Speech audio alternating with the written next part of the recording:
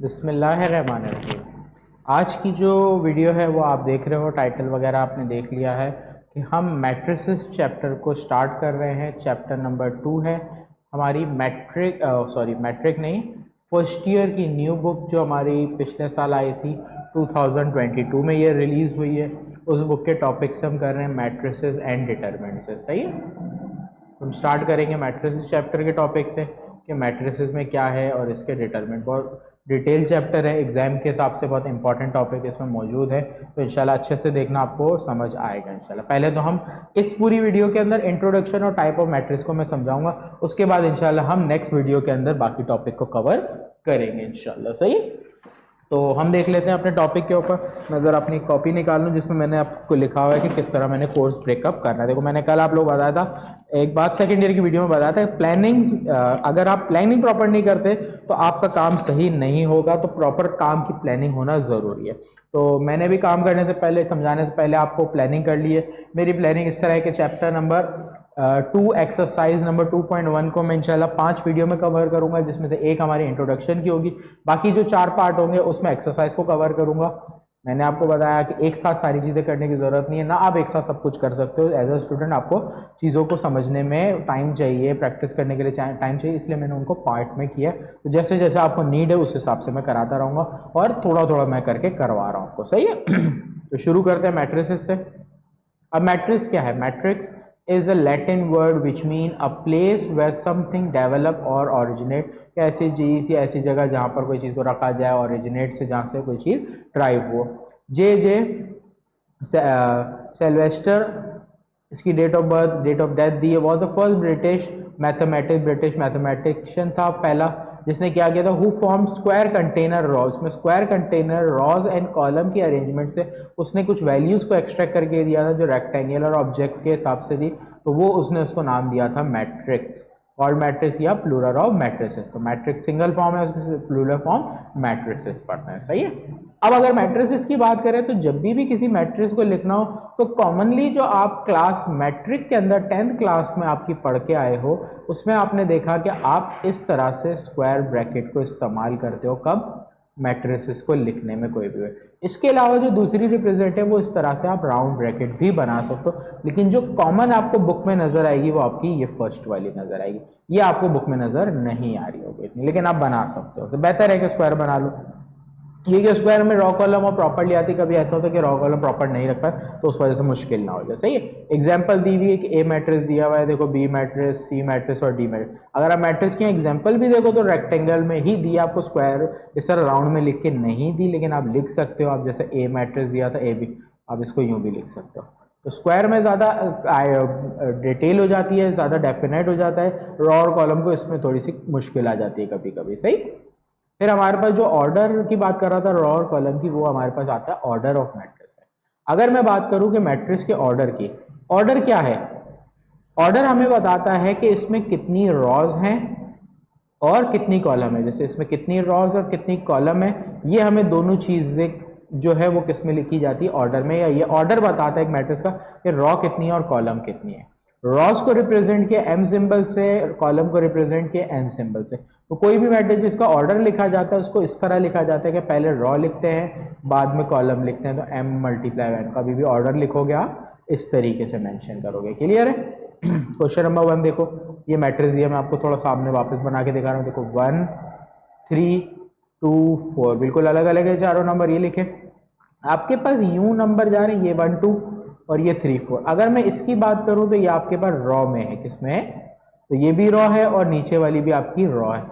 मैं ये बोलूंगा कि ये फर्स्ट रॉ है और नीचे वाली मेरी क्या है? सेकंड रॉ है। अगर इसमें मैं इस तरह बात करूं, 1 3 की बात करूं यूं आने पे, या 2 4 की बात करूं, तो ये मेरे पास कॉलम में होंगे। ये फर्स्ट कॉलम है और ये सेकंड कॉलम है। सही है। तो आपको नजर आया कि इसमें एक रॉ, दो रॉ, तो आपने पहले रॉ को लिखा जाता है। फिर अगर मैं देखूं तो 2 कॉलम है, इसलिए लिख दिया कॉलम को भी 2, तो 2/2 इसका ऑर्डर हुआ।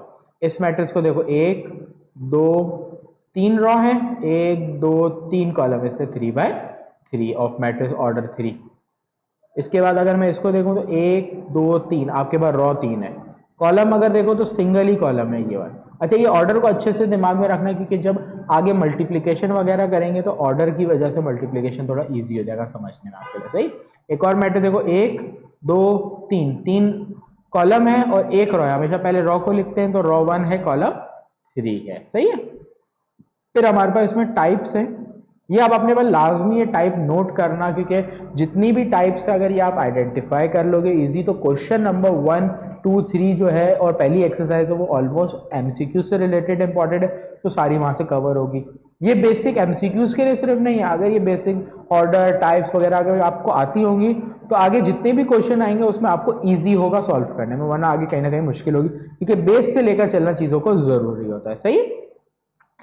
तो नो अबाउट रॉ मैट्रिक्स क्या होता है, column matrix, square matrix, rectangular matrix, zero null matrix, diagonal matrix, scalar matrix, identity matrix, और इसके अलावा और भी हमारे पास है जो हम इसमें टाइप नहीं पढ़ेंगे। सही। सबसे पहला देखो डेफिनेशन में आपके पास है रॉ मैट्रिक्स, ऐसा मैट्रिक्स जिसमें क्या हो, सिंगल रॉ हो। क्या हो, सिर्फ और सिर्फ क्या हो, सिंगल रॉ या एक रॉ हो। उर्दू में लिख दे तो आपको आसानी हो याद रहे, एक रॉ वाले मैट्रिक्स में एक रॉ हो, ऐसा मैट्रिक्स कहलाएगा raw matrix. A matrix have only one raw is called raw matrix. कोई भी एग्जांपल ऐसा मैट्रिक्स जिसमें एक रॉ, जैसे ये पीछे नजर आ रहा है एग्जांपल में आपको नजर आ रहा है 1 2 3, देखो एक ही रॉ है। कोई भी ऐसा मैट्रिक्स जिसमें एक रॉ आ जाए वो आपके पास रॉ मैट्रिक्स कहलाता है। तो कोई भी एग्जांपल आप ले सकते हो, जैसे मैंने आपको एग्जांपल लिख के दी, और भी कोई ले सकते हो, 3 सिर्फ एक लगा लो, 8 4 7, कोई भी नंबर आपके पास है रॉ मैट्रिक्स में आएंगे। सही है। इसी तरह कॉलम मैट्रिक्स जिसमें एक कॉलम हो, अब मैट्रिक्स हैविंग वन कॉलम, तो एक मैट्रिक्स यूं बना लेता हूं 4 3 2 6 2। तो देखो रॉ दो है, यहाँ 3 रॉ है, लेकिन रॉ से हमें नहीं काउंट करना, हमें कॉलम देखना है। एक ही कॉलम है इसमें भी एक ही कॉलम है, तो ऐसा मैट्रिक्स जिसमें एक कॉलम हो वो कॉलम मैट्रिक्स। इसके अलावा देखो ऑर्डर में लिखा है, रॉ भले जितनी भी हो लेकिन कॉलम हमेशा एक होगा। इसमें देखो ऑर्डर में लिखा है 1/n, फिर रॉ एक ही होगी, कॉलम एक से ज्यादा होंगे। सही। आगे आ जाते हैं। अब हमारे पास नेक्स्ट है इसके बाद। अच्छा, मैंने यहाँ पर शॉर्ट करने के लिए स्लाइड्स को थोड़ा ब्रेक डाउन किया था, सही आपके लिए कि इजी हो जाए समझने के। अब हमारे पास एक है अपर ट्राइंगुलर मैट्रिक्स। अच्छा, मेरे ख्याल से शायद आगे पीछे हो गया, ये पहले ये स्लाइड आएगी फिर हमें दूसरी स्लाइड पे जाना। सही है। अब हमारे पास है स्क्वायर मैट्रिक्स और रेक्टेंगल मैट्रिक्स, ऐसे मैट्रिक्स जिसके अंदर रॉ इक्वल टू कॉलम, जिसमें रॉ और कॉलम इक्वल होगी वो स्क्वायर मैट्रिक्स, जिसमें रॉ और कॉलम नॉट इक्वल होंगे वो रेक्टेंगल मैट्रिक्स। दो चीजें याद रखना, इक्वल रॉ एन कॉलम वाला हमारा square matrix, not equal raw column वाला हमारा रेक्टेंगल मैट्रिक्स। क्लियर है। देखो यहाँ पर भी लिखा है, ऐसा मैट्रिक्स जिसका एम एन ऑर्डर हो, उसमें एम और एन इक्वल हो, जिसमें एम और एन ऑर्डर हो लेकिन एम एन इक्वल ना हो। बात वही है जो मैंने यहाँ समझाई। सही। अब एग्जाम्पल के तौर पे ले सकते हैं 3 1 4 2। अब जरूरी नहीं नंबर्स में हो, ए बी सी डी, ये ले लिया। इस तरह बड़े ऑर्डर में ले लूँ 9 4 7 6 3 2 1 7 9, ये ले लिया। अब देखो 3 रॉ है और 3 कॉलम है, तो ये 3/3 ऑर्डर का है, ये देखो तो 2/2 ऑर्डर का है, ये देखो 2/2 ऑर्डर का है। एक 1/1 ऑर्डर का बन सकता है, जैसे 1 या 4 ले लेते हैं। इसमें देखो एक रॉ एक कॉलम है, तो ये 1/1 ऑर्डर। सही। रेक्टेंगल मैट्रिक्स के अंदर 1 2 ले लो, एक एग्जांपल यूं ले लो 4 3। देखो देखो रेक्टेंगल शेप भी अगर स्क्वायर को कंप्लीट करो, जैसे 4 3 वाले को देखो यूं शेप आ रहा है रेक्टेंगल में, जिसमें ये वाली वैल्यूज और ये वाली वैल्यू, मतलब ये और ये अनइक्वल होती है, वो रेक्टेंगल में आता है। 4 3 9 5 7 5, कुछ भी ले सकते हैं, एग्जाम्पल तौर पे समझा रहा हूँ। तो अगर अब इसमें देखो तो एक रॉ है और 2 कॉलम है, इसमें एक और दो रॉ है और एक कॉलम है, इसमें 2 रॉ है और 3 कॉलम है। सही है। तो ये हो गए रॉ रेक्टेंगुलर मैट्रिक्स। फिर आपके पास है जीरो या नल मैट्रिक्स, ऐसा मैट्रिक्स जिसके सारे के सारे ऑल एलिमेंट, मतलब ऑल एलिमेंट्स क्या हो, ऑल एलिमेंट या एवरी एलिमेंट क्या है, जीरो हो, वो कहलाता है जीरो या नल मैट्रिक्स। तो डेफिनेशनें रटने की जरूरत नहीं है, याद करने की जरूरत नहीं, लेकिन समझने की जरूरत है। सही। तो ऐसा मैट्रिक्स जिसके अंदर रॉ और कॉलम में जितने भी एलिमेंट हो सारे के सारे जीरो, वो हमारा जीरो या नल मैट्रिक्स कहलाता है। जैसे 0 0 0 0, सिर्फ जीरो ले लो, तो किसी भी ऑर्डर में हो सकता है। सही है। अब मैं दो इनमें से डिफाइन करूंगा और इसमें से देखने के लिए। अब इसको देखो तो ये 2/2 ऑर्डर है, ये आपका 1/2 ऑर्डर है, ये आपका 3/3 ऑर्डर है।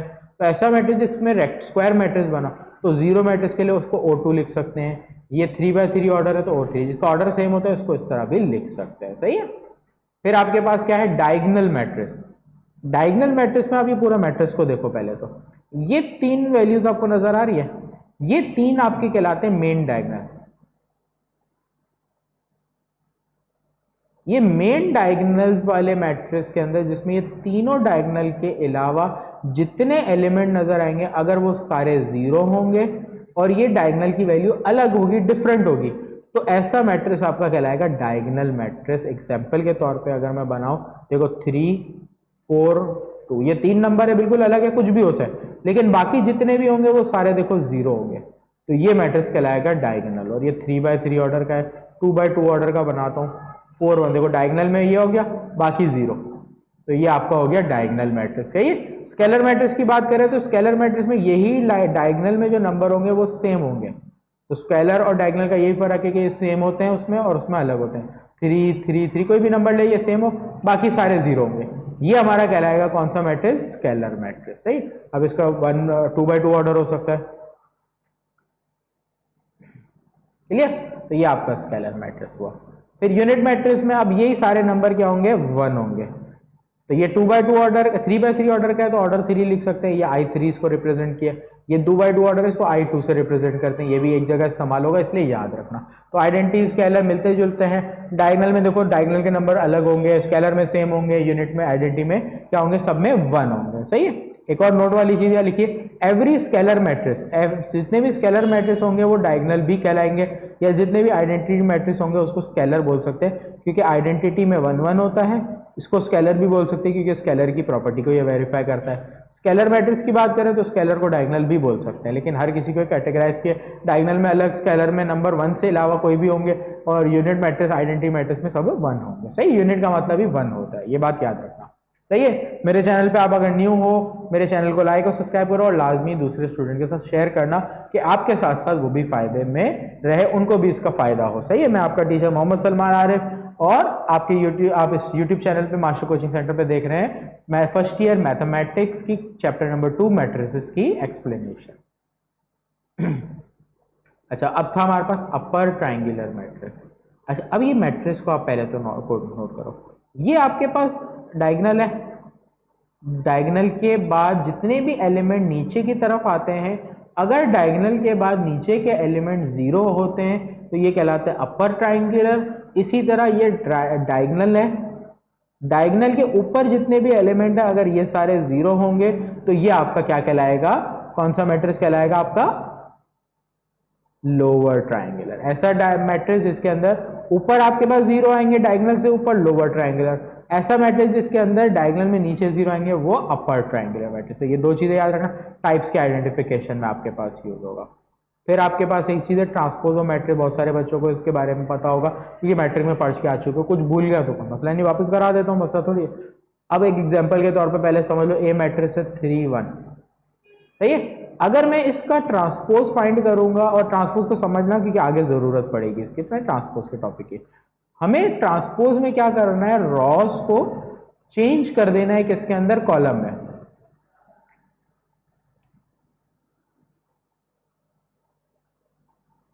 सही है। तो याद रखना कि हम क्या करेंगे, ऐसे मैट्रिक्स जिसके अंदर क्या है, रॉस दी हुई है उसको चेंज कर देंगे कॉलम के अंदर, तो ट्रांसपोज हो गया। देखो ये रॉ दी हुई है, इसको कॉलम में रख दिया, ये भी रॉ दी है, इसको कॉलम में ले आया। सही। एक और से समझते, नहीं समझ आया तो 3 9 -5 2, ये रॉ में दिया है 3 और 5, इसको कॉलम में ले आऊंगा, देखो 3 और -5, ये भी रॉ में दिया 9 और 2 कॉलम में ले आऊंगा। सही है। तो ये एक ए मैट्रिक्स सपोज कर लो, तो ये इसका क्या है, ए ट्रांसपोज क्या। सही है। फिर आपके पास है सिमेट्रिक मैट्रिक्स और स्क्यू सिमेट्रिक मैट्रिक्स। कंडीशंस है दोनों की कि हमारे पास अगर मैं ए का ट्रांसपोज ले लूं तो वो मेरा क्या बनेगा, अगर ए बना हो कि अगर मैं एक ए वैल्यू लूं, अगर मैं इसका ए ट्रांसपोज निकालूं और रिजल्ट मुझे ये मिले कि इन दोनों का आंसर क्या है, सेम आए, कि ए का अगर ए ट्रांसपोज निकालने के बाद भी वो आंसर सेम टू सेम आए दोनों, तो वो कहलाएंगे सिमेट्रिक मैट्रिक्स। सही है। फिर हमारे स्क्यू सिमेट्रिक में कंडीशन यही थोड़ी सी चेंज हो जाती है। स्क्यू सिमेट्रिक के अंदर मैंने कंडीशन लिखी नहीं, स्क्यू सिमेट्रिक के अंदर ही कंडीशन हो जाती है A is equal to -80। Skew symmetric में ये क्या कंडीशन होगी कि ट्रांसपोज तो होगा लेकिन नेगेटिव के इक्वल होता है, सही है। तो इसकी एग्जांपल एक आपके सामने लगता हूं मैं, पहले देखते हैं, मैं लिखता हूं 3 4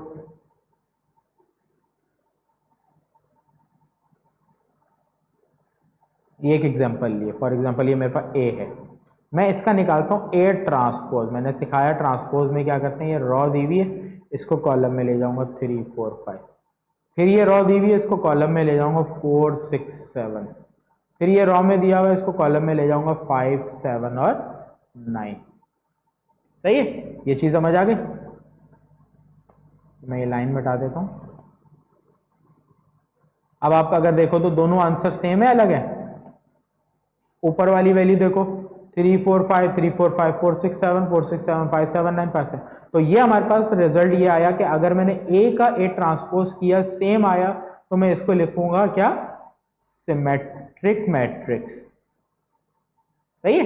एक और एग्जांपल लेते हैं, 9 -7 3, यहाँ पर ले लेते हैं 7 6 4।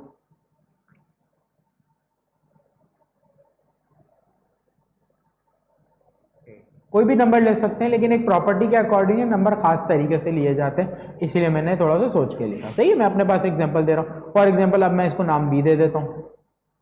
सही, अब अगर मैं बी का बी ट्रांसपोज निकालूं, क्या निकालूं, ट्रांसपोज। ट्रांसपोज में देखो ये रॉ दी हुई है 9 -7 3 यूं आ जाएगा, ऊपर वैल्यू दी हुई है 7 6 4 यूं आ गया, फिर -3 -4 8। तो अब अगर आप देखो बी ये रहा, बी ट्रांसपोज आपने निकाला, दोनों के आंसर में क्या नजर आ रहा है आपको कि दोनों के आंसर में एक और चीज यहाँ पर जब भी स्क्यू सिमेट्रिक होगा, एक और प्रॉपर्टी यहाँ पर ये होती है कि यहाँ पर जितने भी नंबर्स होते हैं वो जीरो होते हैं स्क्यू सिमेट्रिक के लिए कंडीशन के वक्त, इसलिए यहाँ पर 0 0 0 ही नजर आएगा आपके पास। तो देखो 0 -7 3 0 7 -8, साइन अपोजिट हो गई, जीरो के साथ साइन होती ही नहीं है। 7 0 4 -7 0 -4, साइन अपोजिट हो गई यहाँ पर। तो ये हमारी कंडीशन बैठी कि b को is equal to B transpose तो आया ही आया, लेकिन माइनस के साथ आया कि माइनस अपोजिट साइन है। ऐसा मैट्रिक्स हमारा कहलाता है skew symmetric, skew symmetric matrix. आया समझ। तो ये याद रखना कि ऐसा मैट्रिक्स जिसके अंदर ए का ए ट्रांसपोज निकालने पे आंसर सेम आया तो सिमेट्रिक। अगर एक ऐसा एलिमेंट्री दिया जिसको कुछ भी नाम दिया, उसका ट्रांसपोज निकालो, सेम आंसर तो आए लेकिन अपोजिट साइन सब में आए, तो वो कहलाता है स्क्यू सिमेट्रिक मैट्रिक्स। सही है। फिर ये कंडीशन, अभी ये जो आगे कराऊंगा ना, ये कंडीशंस याद रखना, क्योंकि आगे सॉल्यूशन करेंगे तो डिटेल में समझ आएगा आपको। फॉर एग्जांपल एक ए मैट्रिक्स है, अगर मैं क्या करूं, ए मैट्रिक्स से क्या निकालूं, ए स्क्वायर निकालूं। फॉर एग्जाम्पल ए स्क्वायर का मतलब होता है कि ए मैट्रिक्स को आप मल्टीप्लाई कर दोगे, ए मैट्रिक्स है। अगर ये आंसर आपका क्या है, ए ही मैट्रिक्स आ जाए, मतलब जब आप इस मैट्रिक्स को इसी मैट्रिक्स से मल्टीप्लाई करो और यही सेम आंसर आ जाए, तो ऐसा मैट्रिक्स आपका कहलाता है इन आइडेम्पोर्टेंट। सही है। तो ये हमारा मैट्रिक्स हमारा कहलाता है आइडेम्पोर्टेंट। क्लियर है। तो ये याद रखना कि ऐसा मैट्रिक्स जिसके अंदर अगर किसी मैट्रिक्स को स्क्वायर कर दे और आंसर सेम रह जाए, तो वो हमारा ये मैट्रिक्स कहलाएगा आइडेम्पोर्टेंट। क्लियर। आगे बढ़ते हैं हम।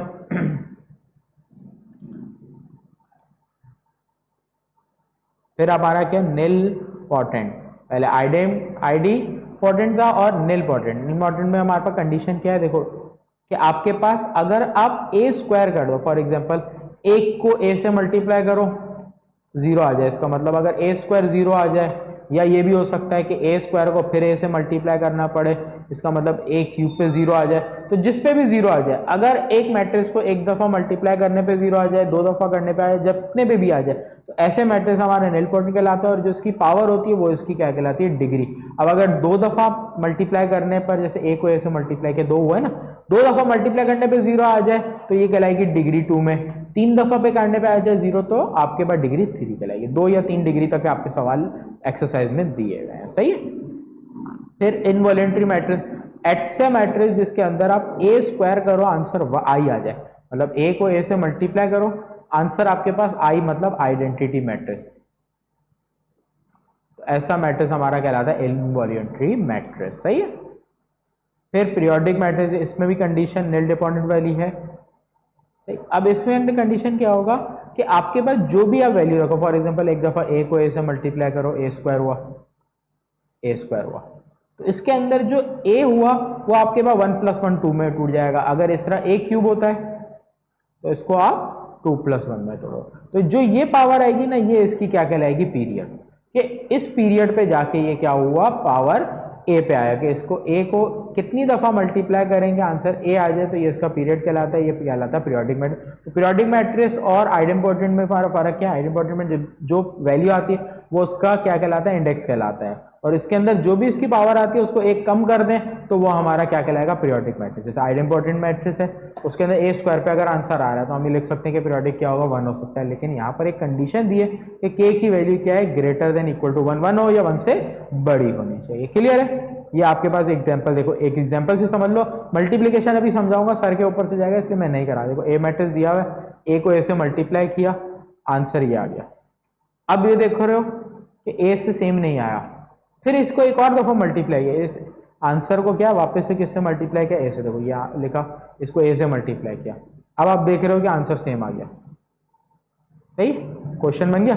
इसका मतलब ये किस पे आया, ए क्यूब पे आया, ए के बराबर। तो मैं इसकी एक पावर कम करूं या इसको यूं लिखूं तो 2 + 1, तो ये जो 2 होगा वो इसका क्या कहलाएगा, पीरियड। तो मैं लिख दूंगा कि पीरियड क्या है, 2। क्लियर? हर्मेटियन और स्क्यू हर्मेटियन। सही, इसके अंदर हमारे पे क्या आयोटा वगैरह और दिए जाते हैं। सही, हर्मेटियन मैट्रिक्स में हमारे पास पहली कंडीशन देखो, ये हर्मेटियन की है और ये नॉन है, दोनों के फर्क क्या है कि माइनस का फर्क है। सही है, तो ए लिखा हुआ है, ए टी तो समझ चुके हो, ये आपने समझा नहीं है अभी तक, इसको एक और दफा समझा दी, चैप्टर 1 में बहुत अच्छे से किया हुआ है। क्या है, कॉन्जुगेट। कॉन्जुगेट में क्या करते हैं, आयोटा की साइन क्या चेंज करते हैं, जो आयोटा वाली वैल्यू होती है, आयोटा की वैल्यू की साइन चेंज करते हैं, iota value sign change, value sign change होगी। सही, ये आयोटा में हमारा कॉन्जुगेट का तरीका। जैसे ए मैट्रिक्स दिया, अब मैं इसका ए पहले तो क्या निकालूंगा, कॉन्जुगेट निकालूंगा। जब कॉन्जुगेट निकालूंगा तो देखो नंबर का कुछ नहीं होता साइन चेंज, तो माइनस आयोटा, ये हमारे पास +2 आयोटा, फिर -9 आयोटा, फिर माइनस आयोटा दिया तो आयोटा, +5 दिया तो यहाँ पर देखो नंबर की साइन चेंज करनी नहीं है, तो सिंपल नंबर को कुछ भी नहीं करना, फिर -5 आयोटा, -2 आयोटा, फिर -2 iota, 5 iota, 8 as it is आएगा, फिर माइनस आयोटा है तो प्लस आयोटा, फिर -9 आयोटा है तो 9 आयोटा, -2 आयोटा है तो 2 आयोटा, खाली आयोटा है तो minus iota, 4 as it is. अब इसका मैंने पहले क्या निकाला, ए कॉन्जुगेट निकाला। अब इस ए कॉन्जुगेट का मैं ट्रांसपोज करूंगा। देखो ट्रांसपोज करने में ये रॉ दी हुई कॉलम में आ जाएगी, 1 माइनस आयोटा, 2 आयोटा और -9 आयोटा। ऊपर की चारों वैल्यू लिखी, उसके बाद सेकंड लाइन की सेकंड कॉलम में ले जाऊंगा, आयोटा 5 माइनस आयोटा -2 आयोटा। फिर आगे हमारे पास क्या दिए हुए हैं,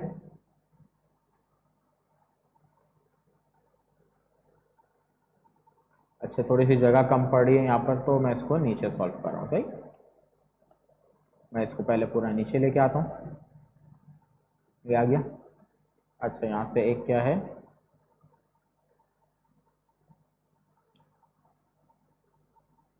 आयोटा। सही, अब ये थर्ड लाइन में लेके आऊंगा तो -2 आयोटा, फिर 5 आयोटा, फिर 8 और फिर आयोटा। फिर लास्ट लाइन हमारे पास है 9 आयोटा, 2 आयोटा, माइनस आयोटा और 4। अब इसको देखो और इसके आंसर को देखो, इन दोनों को कंपेयर करो। जो क्वेश्चन था सेम टू सेम हो गया। जब ये कंडीशन होगी तो जब आप ए कॉन्जुगेट लोगे फिर उसका ट्रांसपोज लोगे तो वो किसके इक्वल आएगा, ए के इक्वल आएगा। तो ऐसी कंडीशन हमारी कहलाती है हर्मेटियन मैट्रिक्स की। और इसी की कंडीशन की नीचे की बात करो तो अगर ए ट्रांसपोज लेने के बाद आंसर तो सेम है लेकिन अपोजिट साइन में आ जाए तो हमारे पास कहलाता है हर्मेटियन में, स्क्रू हर्मेटियन मैट्रिक्स। और स्क्रू हर्मेटियन और हर्मेटियन में देखो एक चीज का मेजर फर्क नजर आएगा, कभी भी हर्मेटियन मैट्रिक्स में ये जो नंबर है ना 0 नजर नहीं आएंगे, लेकिन स्क्रू हर्मेटियन में आपके पास क्या होंगे, ये सारे जितने भी नंबर है ये आपको क्या नजर आ रहे होंगे, 0 में नजर आ रहे होंगे। सही है, तो ये आपकी कंडीशन किसकी है, हर्मेटियन और स्क्रू हर्मेटियन में। हर्मेटियन में एक और चीज आपको नजर आएगी कि ये जो वैल्यूज होंगी ना होंगी सेम लेकिन अपोजिट में होगी।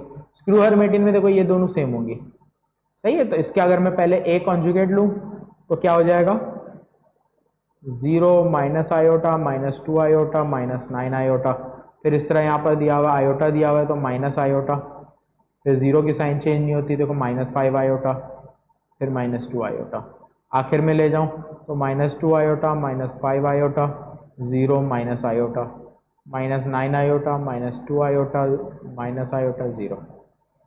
ये आपके पास ए कॉन्जुगेट आ गया। अब अगर मैं इसका कॉन्जुगेट का ट्रांसपोज निकाल लूँ तो हमारे पास क्या हो जाएगी, सारे नंबर यूँ आ जाएंगे, 0 माइनस आयोटा -2 आयोटा -9 आयोटा, ये आ गए यहाँ पर माइनस आयोटा, देखो यहाँ से माइनस आयोटा, फिर 0 -5 आयोटा -2 आयोटा, थोड़ा सा हटा देते, सही। अभी आपको समझ आ जाएगा। तीसरी लाइन को आगे लिखूंगा -2 आयोटा -5 आयोटा 0, फिर माइनस आयोटा, लास्ट लाइन को अब यहाँ लिखूंगा -9 आयोटा -2 आयोटा माइनस आयोटा और 0। अब देखो इस दोनों को कंपेयर करो, आपके पास जो आंसर आ रहा है वो सेम आंसर आ रहा है, देखो 0 आयोटा 2 9 दिया, माइनस में आ रहा है, सबकी साइनें क्या आ रही है, अपोजिट आ रही है। तो ये कंडीशन सर्टिफाई करती है कि अगर ए कॉन्जुगेट करो फिर उसका ट्रांसपोज करो, सेम तो आएगा लेकिन अपोजिट साइन में आएगा, तो ऐसी कंडीशन हमारी कहलाती है skew Hermitian, skew Hermitian matrix, सही। तो ये हमारे पास क्या है, टाइप्स ऑफ मैट्रिक्स थी जो यहाँ पर आके ख़त्म हो जाती है। उसके बाद हमारे पास जो नेक्स्ट टॉपिक है वो क्वेश्चन से शुरू होता है, लेकिन इंशाल्लाह हम आज की जो इस वीडियो तक है वो सिर्फ टाइप ऑफ मैट्रिक्स में। अगर आप में स्टेमिना है तो मैं आपको बोलूँगा कि आप इसके बाद वाली भी देख लो वीडियो, अगर आप में स्टेमिना नहीं है तो आप उसको पॉज रखो, इंशाल्लाह कल कंटिन्यू करना तो आपको चीज़ समझ आ जाएगी। इंशाल्लाह मिलते हैं नेक्स्ट वीडियो में। मैं आपका टीचर मोहम्मद सलमान आरे आपसे अल्लाह हाफिज़ लेता हूँ और इंशाल्लाह नेक्स्ट वीडियो में आपके साथ रिज्वाइन करूँगा। और नेक्स्ट वीडियो जो हमारी होगी वो किसकी होगी, 2.1 एक्सरसाइज। मेरे चैनल को लाइक सब्सक्राइब ज़रूर कर लीजिएगा।